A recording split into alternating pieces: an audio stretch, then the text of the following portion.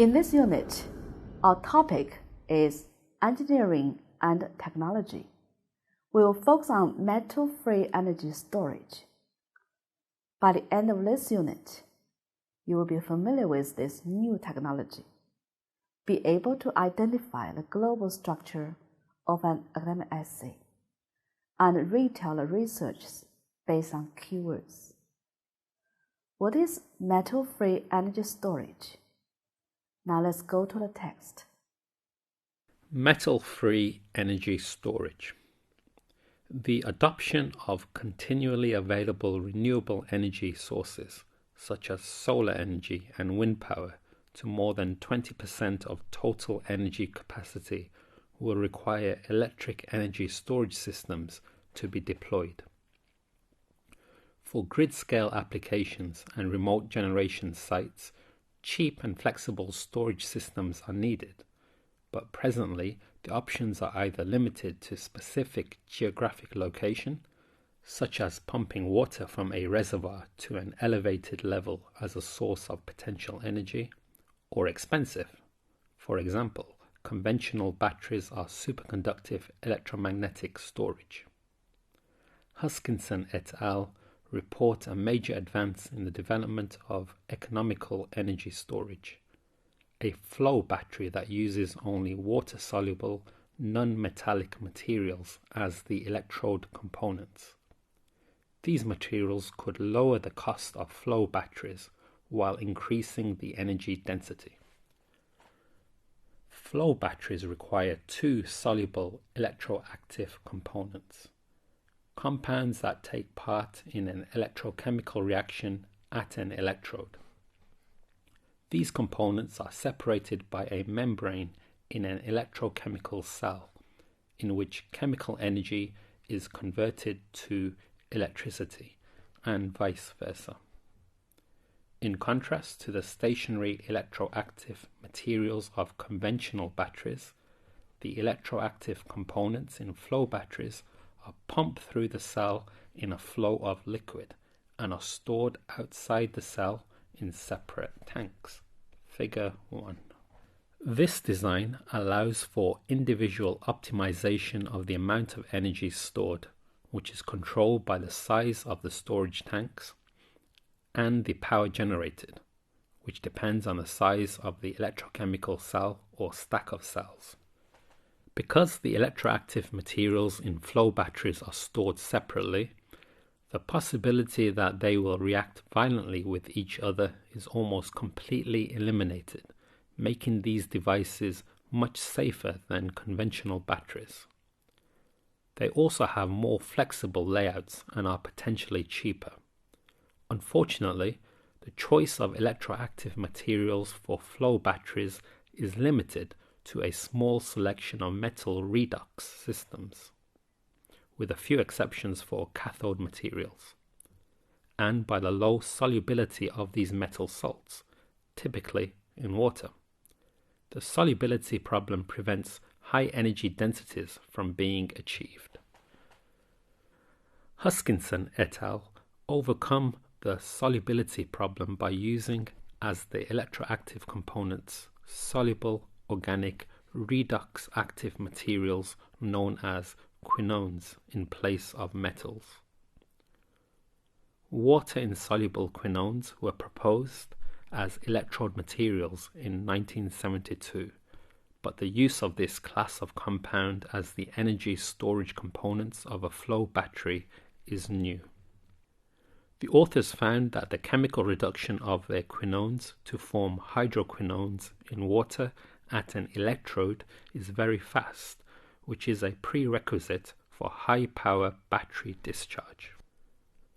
Redox potentials and the solubilities of metal complexes can be tuned by modifying the ligands bound to the metal atoms.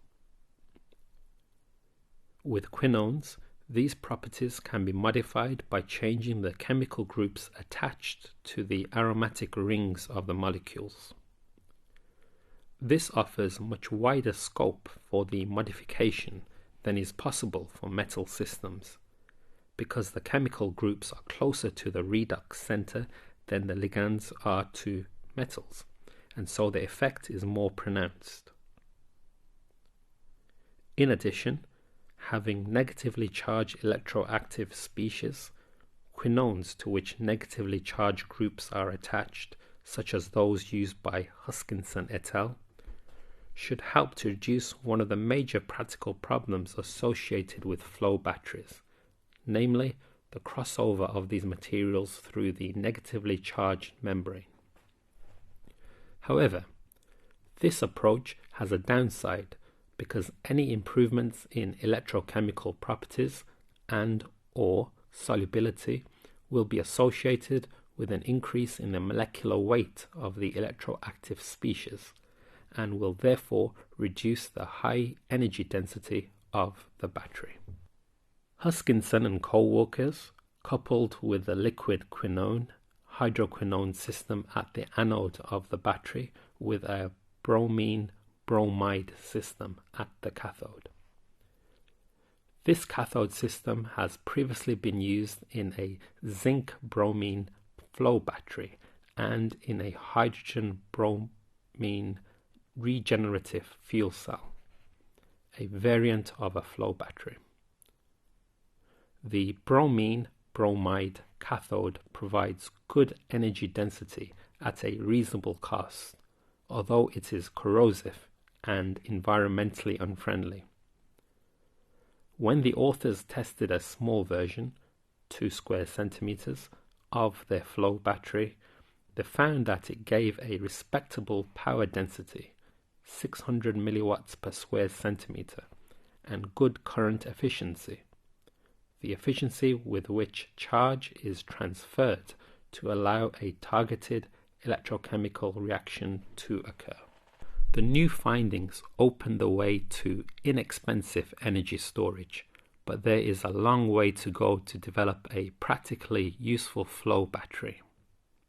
In particular, several issues must be addressed before this chemistry can be used in grid-scale energy storage.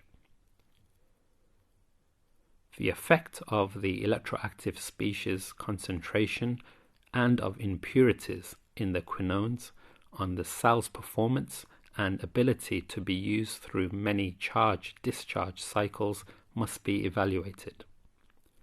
If high-purity quinones are needed, it could noticeably increase the cost.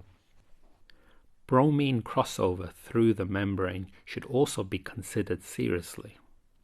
Even if bromine does not react with the compounds in the anode system, such crossover will reduce battery capacity and energy efficiency, the ratio of electrical energy output to input, which should be measured as a function of cycle number.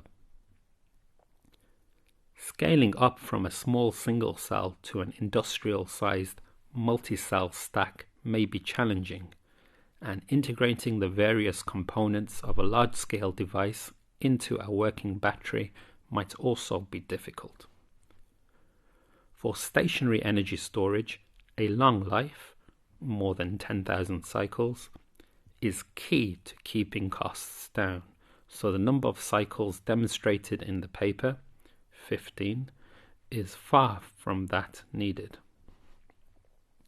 Huskinson and colleagues' results are promising and may serve as the basis for a new flow battery technology. If long-term capacity and energy efficiency retention can be demonstrated, and if practically useful batteries can indeed be prepared cheaply, then this technology will be suitable for a wide array of energy storage applications.